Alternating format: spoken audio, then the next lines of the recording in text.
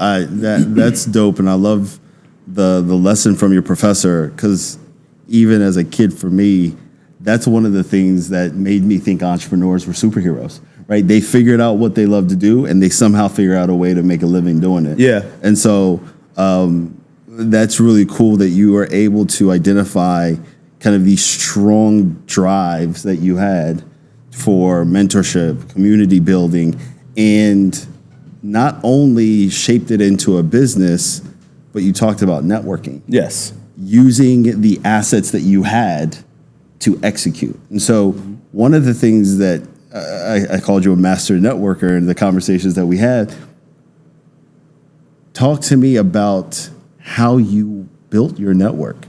Was it intentional? Like, were you very thoughtful of, these are the type of people I need in my network? Or did you, just naturally connect with people and all of a sudden realize that you had, this treasure trove of connections? I think that it stems from my upbringing. Okay. So my mother told me at a very early age, I would keep getting disappointed in my father not coming to pick me up. And she was like, he's not coming, And I communicate with my father. Over the years I have. I know who he is. We talk all the time, actually. And then she said, so you're going to have to, this is at a very young age, 6, 7 years old. She said, you're going to have to attach yourself and align with people who have the resources and the knowledge and the information that I don't have, and particularly men. You're going to have to align yourself like that. And not only did she tell me that, but she put me in these programs that really poured into That's awesome. To young people. Yeah. And so I would attach myself sometimes just for a season. Or sometimes it was for years. I still keep in touch with Herb Henderson, who's still a mentor to me, and incredibly grateful for his presence over the last 25 years. He gave me my first job at Pizza Hut, and I rocked that out. Yeah. So I think that it was ingrained in me early on. All right, what are your deficits? Okay. I grew up in Inglewood on the south side of Chicago, so there were many. All right, now identify people who you come across that can fill in the blanks of those deficits. Yeah. You're already smart, you're already articulate, you got a pretty good personality, you're likable. What are the other things that you need to learn? And so that's how I really embarked on that networking journey, if you will, man. And it was a necessity to survival. It wasn't just a situation where, I want to be the best business person. Like, no, like I had to attach myself to somebody like her because I needed a job because my mother had just lost hers. Yeah. So while my friends in the neighborhood were, not necessarily aligning with who he is because he wasn't driving, 20-inch rims and sounds and things like that. He was a corporate guy. And I later found out that he went to FAMU when I got in, and I didn't know that at 13.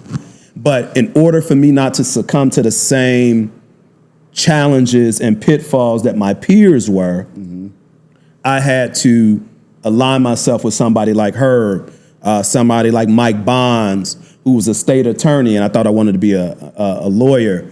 And before survival, not just because I wanted to be this business person, like literally for survival.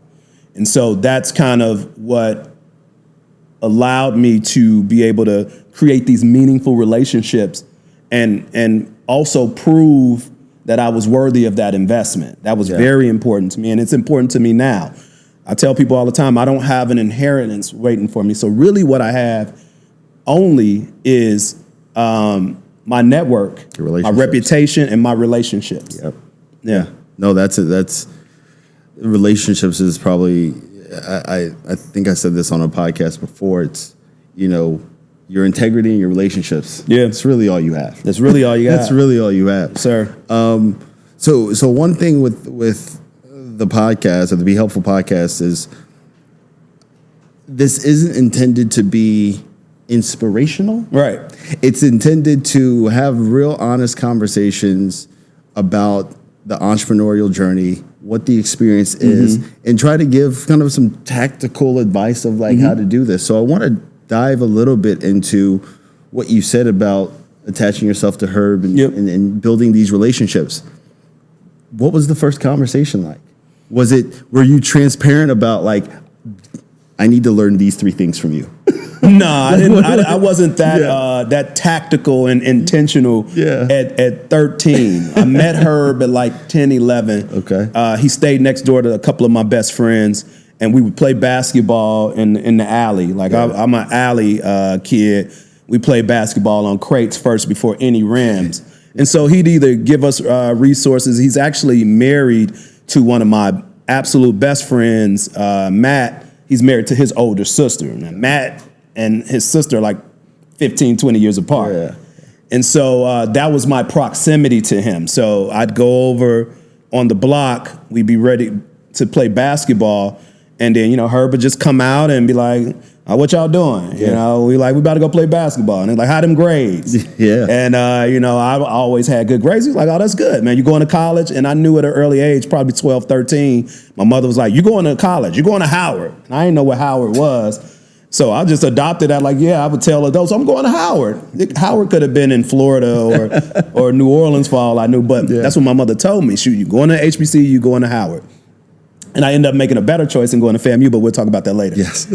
So no, I wasn't I didn't have that intentionality at 12, 13 years old. I wasn't one of those guys, but I just knew what I didn't know early on. I knew that I needed direction. Yeah. I had goals that early and that young, but I didn't know how I was going to get there. Yeah. And I knew just from talking to Herb and other mentors that, if I attach myself and align myself to this cat, I'm a go places. I knew that when I said I needed a job, and because of this reason, by Monday, I had an interview. Yeah.